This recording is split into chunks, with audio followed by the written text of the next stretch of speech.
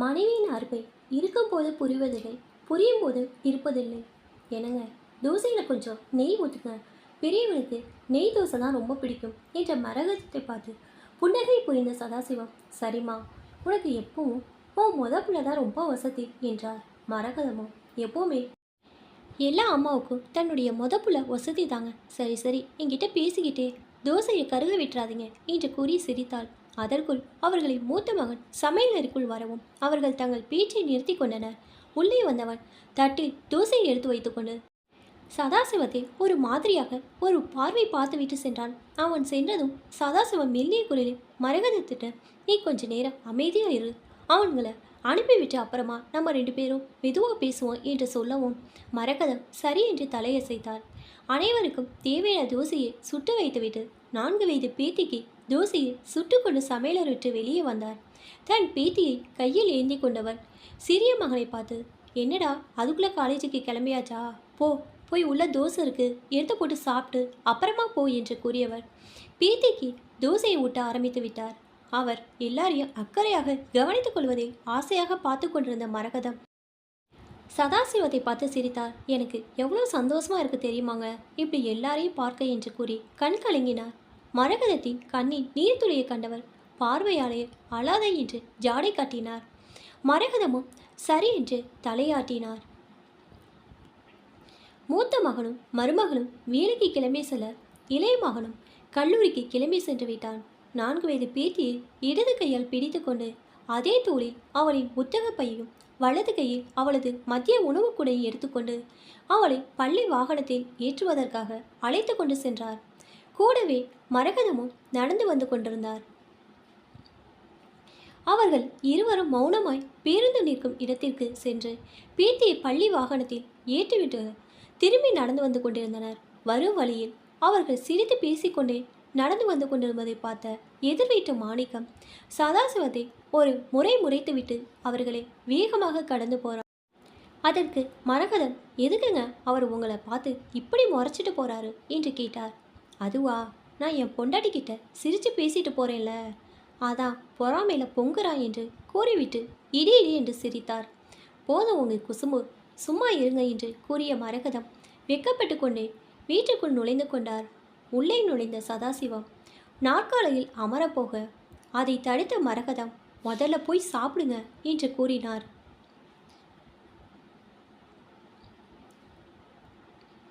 இல்லம்மா, இன்னும் கொஞ்சம் நேரம் போகட்டும், அப்புறம் சாப்பிட்றேன் என்று கூறிய சதாசிவத்தை பார்த்து முறைத்தவர், ஏற்கனவே வயசு 60 ஆச்சு, ஒழுங்கா நேரத்துக்கு சாப்பிடலைன்னா என்னத்துக்கு ஆகும், போய் தோசையை எடுத்து சாப்பிடுங்க என்று அவரை அதட்டிய மரகதத்தை பார்த்த சதாசிவம், நீ எப்பவும் எங்களை பற்றி தான் கவலைப்படுவ, நீ எப்பவும் எங்களுக்காக தான் யோசிச்சுக்கிட்டே இருக்கிற, ஆனால் நாங்கள் யாரும் உன்னை சரியாக கவனிச்சிக்கவே இல்லைல்ல என்று ஒரு பெருமூச்சு எறிந்தார்.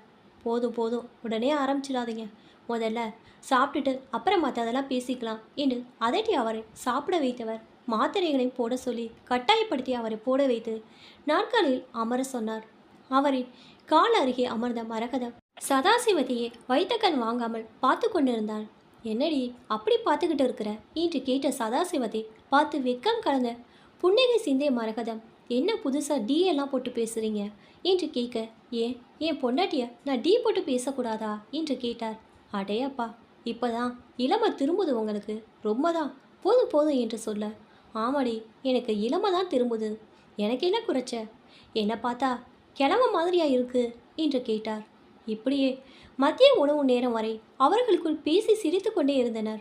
மரகதம் சதாசிவத்தை போய் மதிய உணவு உண்ண சொல்லிவிட்டு அவரின் அலைபேசியில் பேத்தியை அழைத்து கொண்டு வர அலாரம் வைத்துவிட்டு போய் தூங்க சொன்னார். அலாரம் அடிக்கும் நேரம் சதாசிவத்தின் அருகில் அமர்ந்திருந்த மரகதம் அவரையே பார்த்து கொண்டிருந்தார். அலாரத்தின் சத்தத்தில் விழித்த சதாசிவம் தன் அருகே தன்னையே பார்த்தவாறு அமர்ந்திருந்த மரகதத்தை பார்த்து புன்னகை புரிந்துவிட்டு முகம் கைகால் கழுவிட்டு வெளியே வந்தார். இருவரும் பேத்தியை கூப்பிட செல்லும் போது சிரித்து பேசிக்கொண்டே செல்ல காலையில் பார்த்த மாணிக்கம் மறுபடியும் அவரை முறைத்து கொண்டே சென்று தன் பேரனை பள்ளி வாகனத்தில் இருந்து அழைத்து கொண்டு சென்றார். அதை பார்த்த சதாசிவன், இவன் திருந்தவே மாட்டான், எப்போ பார்த்தாலும் என் மொறப்பைய மாதிரி முறைச்சிக்கிட்டே திரியிறானே என்று தன் மனைவியிடம் கூறி சிரித்து கொண்டார். பேரனை அழைத்து கொண்டு வீட்டுக்கு வந்தவர் அவனுக்கு உண்ண உணவு கொடுத்து உறங்க வைத்தார். சமையலை சென்று தீநீர் கலந்து கொண்டு எடுத்து வந்தவர் மரகதம், கொஞ்சம் டீ குடிக்கிறியா என்று கேட்க அவரை பார்த்த மரகதம் மறுபுறம் தலையசைத்தார்.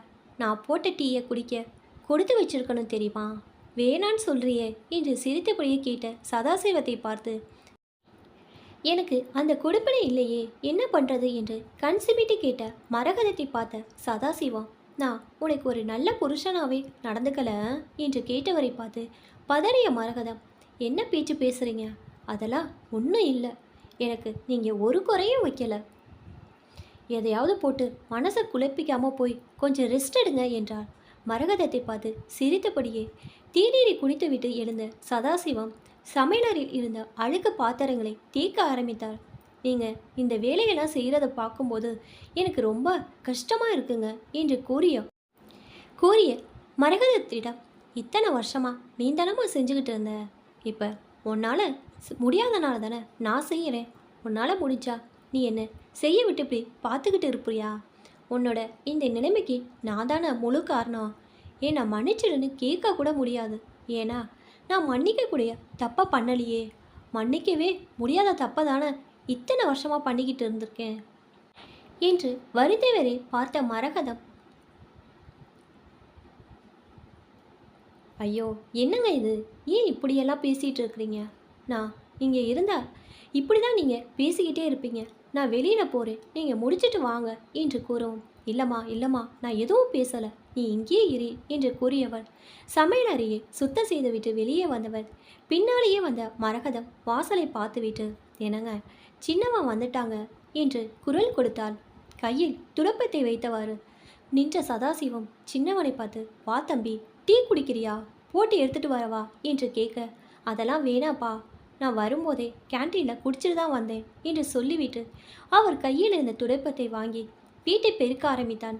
சிறிது நேரம் கழித்து வந்த மருமகள் சமையல் சென்று பார்த்துவிட்டு, ஏ மாமா, நான் வந்து ஜாமான் நல்லா தேய்ச்சிருக்க மாட்டேனா, நீங்கள் ஏன் இந்த வேலையெல்லாம் பார்க்குறீங்க, நீங்கள் காலையில் இருந்து சமைக்கிறதே பெரிய விஷயம், இதில் இந்த வேலையெல்லாம் ஏன் பார்த்துக்கிட்டு இருக்கிறீங்க, இனிமே இதெல்லாம் செய்யாதீங்க மாமா, எத்தனை தடவை சொன்னாலும் நீங்களே செய்கிறீங்க என்று அக்கறையுடன் குறை கூறிய மருமகளை வாஞ்சியிடை பார்த்தவர், வீட்டில் சும்மாதானமாக இருக்கிறேன், எனக்கும் பொழுது போக வேணாமா, அதனால் தாம்மா செஞ்சேன் என்று அவரின் வழக்கமான வார்த்தைகளை கூறினார்.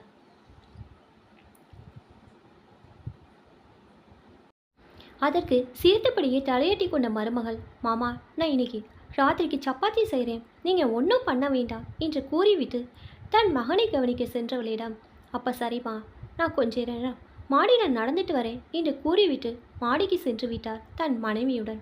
சிறிது நேரம் மாடியில் பௌர்ணமி நினைவில் தன் மனைவியுடன் நடந்துவிட்டு கீழே வந்தவரை பார்த்த மூத்த மகன், ஏப்பா, எத்தனை தடவை சொன்னாலும் சொன்ன பேச்சு கேட்க மாட்டிங்களாப்பா, அந்த மாணிக்க அங்கிள் அவ்வளோ பேச்சு பேசுகிறாரு, வீட்டுக்குள்ளே எப்படி வேணாலும் இருந்துங்கப்பா, அதை பற்றி நான் ஒன்றுமே சொல்ல மாட்டேன், ஏன்னா உங்கள் கஷ்டம் என்னங்கிறது எங்களுக்கு தெரியும், ஆனால் வெளியே போகும்போது கொஞ்சம் பார்த்து நடந்துக்குங்கப்பா, ஏன்னா அவங்க எல்லாரும் உங்களை வேறு மாதிரி நினைக்கிறாங்கப்பா, தயவு செஞ்சு புரிஞ்சுக்கங்கப்பா ப்ளீஸ் என்று ஆற்றாமையுடன் கூறியவனை அமைதியாக தன் அறைக்கு சென்று விட்டான். உள்ளே இருந்து கேட்டுக்கொண்டிருந்த மருமகள் தன் கணவன் உள்ளே வந்ததும், ஏங்க வந்ததும் வராதமாக அவர்கிட்ட மல்லு கட்டிக்கிட்டு போய் நிற்கிறீங்க என்றவளை இயலாமையுடன் பார்த்தவன், என்னடி பண்ண சொல்கிற, வாசலுக்கு எப்போ வருவேன்னு காத்துக்கிட்டு இருந்துட்டு அந்த மாணிக்க அங்கிள் உங்கள் அப்பாவை ஒழுங்காக போய் ஒரு பைத்தியக்கார ஹாஸ்பிட்டலில் சீரு தினமும் தான் சொல்லிக்கிட்டு இருக்காரு, ஒவ்வொரு தடையும் கேட்கும்போது எனக்கு ரொம்ப கஷ்டமாக இருக்குது, அந்த கோபத்தில் தான் பேசிட்டேன், இரு வரேன் என்றவன் வேகமாக தன் தந்தையின் அறைக்கு சென்று கட்டிலில் கண்மூடி படுத்திருந்த சதாசிவத்தை பார்த்து, அப்பா சாரிப்பா, இனி இப்படியெல்லாம் பேச மாட்டேப்பா என சொல்ல, சதாசிவம், விடுப்பா, ஏன் மேலே தான் தப்பு, நான் கொஞ்சம் பார்த்து நடந்துக்கணும், இனி இந்த தப்பு நடக்காது, நான் பார்த்துக்கிறேன் என்று சொன்னவர் அதற்கு இல்லைப்பா என்று ஆரம்பிக்கும் போதே, இல்லை தம்பி, எனக்கு ஒன்றும் பிரச்சனை இல்லை, நான் பார்த்துக்கிறேன், என்னால் இனி எந்த பிரச்சனையும் உனக்கு வராது, சரியா, நீ ஒன்றும் யோசனை பண்ணாத, வா போய் சாப்பிடலாம் என்று கூறிவிட்டு அனைவரும் சாப்பிட்டு முடித்து தன் அறைக்கு தன் மனைவியுடன் வந்து அமர்ந்தார். இரவு மாத்திரைகளை போட்டுவிட்டு மரகதத்தை பார்த்தவர் கண் கலங்கிறார். நான் ஒரு நல்ல புருஷனாக இல்லவே இல்லைம்மா உனக்கு. கல்யாணம் முடிச்சு வந்ததுலேருந்து நீ எனக்கு இது வேணும் அது வேணும் எதுவுமே கேட்டதில்ல. எனக்கு எல்லாமே பார்த்து பார்த்து செஞ்ச. என் அம்மா அப்பாவை நல்லபடியாக பார்த்துக்கிட்ட. அவங்க சாகுற வரைக்கும் எந்த குறை இல்லாமல் பார்த்துக்கிட்ட. பசங்களையும் நல்லபடியாக கவனிச்சுக்கிட்ட. உன் கூட நான் கொஞ்ச நேரம் கூட சந்தோஷமாக செலவச்சதில்ல. பணம் பணம்னு பணம் சம்பாதிக்கிறதே காலத்தை ஓட்டிட்டேன். ஆனால் நீ எதையும் எதிர்பார்க்காம எல்லாத்தையும் எங்களுக்காக செஞ்ச. உன் உடம்பு கூட கவனிச்சிக்காம எங்களை கண்ணும் கருத்துமா பார்த்துக்கிட்ட.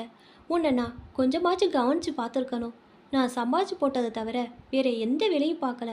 பசங்களுக்கு அம்மாவும் அப்பாவும் நீ தான் இருந்து பார்த்துக்கிட்ட. 6 வருஷத்துக்கு முன்னாடி மயங்கி விழுந்தவ எங்கள் எல்லாத்தையும் விட்டுட்டு ஒரேடியாக போய் சேர்ந்துட்ட. அப்போ தான் இந்த உலகமே நின்று போன மாதிரி இருந்தது. சத்தியமாக ஒன்றும் புரியலம்மா.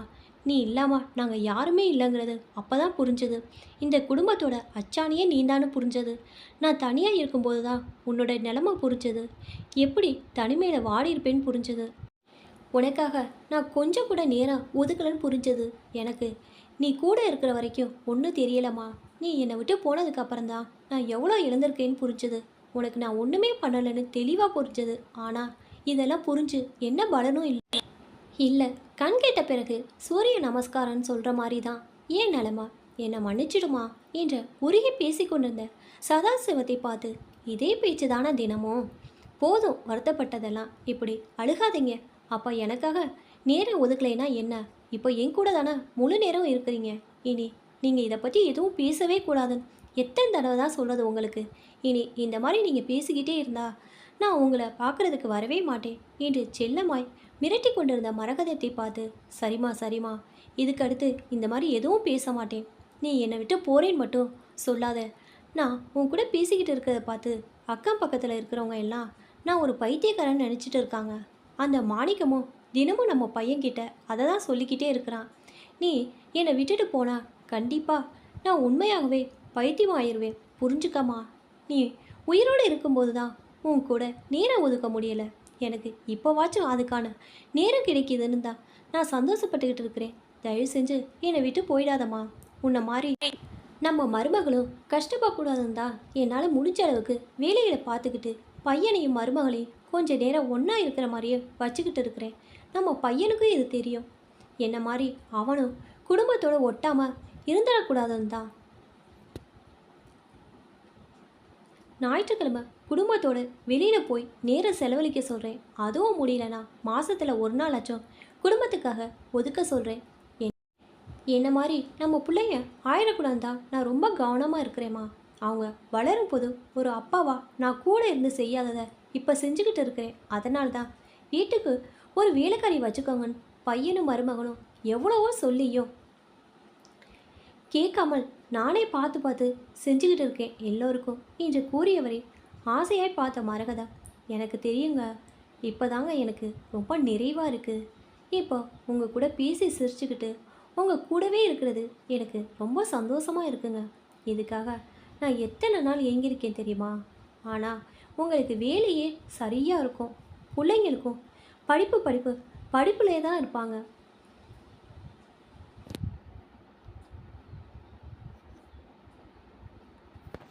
நான் உயிரோடு இருக்கும்போது கிடைக்காதது எனக்கு இப்போ கிடைச்சிருக்கு. இது போதுங்க எனக்கு இன்று உணர்ச்சி மிகுதியில் கூறியவள். சரி சரி, நான் இங்கே இருந்தேனா நீங்கள் பேசிக்கிட்டே தான் இருப்பீங்க. நீங்கள் தூங்குங்க, காலையில் பார்ப்போம் என்று கூறிவிட்டு அருகில் இருந்த மாலையிடப்பட்ட அவரின் புகைப்படத்தில் சென்று மறைந்து விட்டார் சதாசிவத்தின் மனைவி ஆவியாக. மனைவியின் அருமை இருக்கும் வரை புரிவதில்லை, புரியும் போது இருப்பதில்லை. மனைவி என்பள் பிறந்த வீட்டு மண்ணிலிருந்து வேரோடு பிடிங்க செடியாவாள். புகுந்த வீட்டு மண்ணில் அவள் வேறொன்ற அவளுக்கு தேவை கொண்டவனின் அரவணைப்பும் அன்புமே. அவளின் இமாலய எதிர்பார்ப்புகள் தன் இனியவனின் ரெண்டொரு அன்பு வார்த்தைகளே. உண்மை உறவுகளுக்கு கொஞ்ச நேரம் செலவழிங்கள். இருக்கும்போது ஒதுக்கிவிட்டு அவர்கள் இல்லாத போது ஏங்குவது வீண்.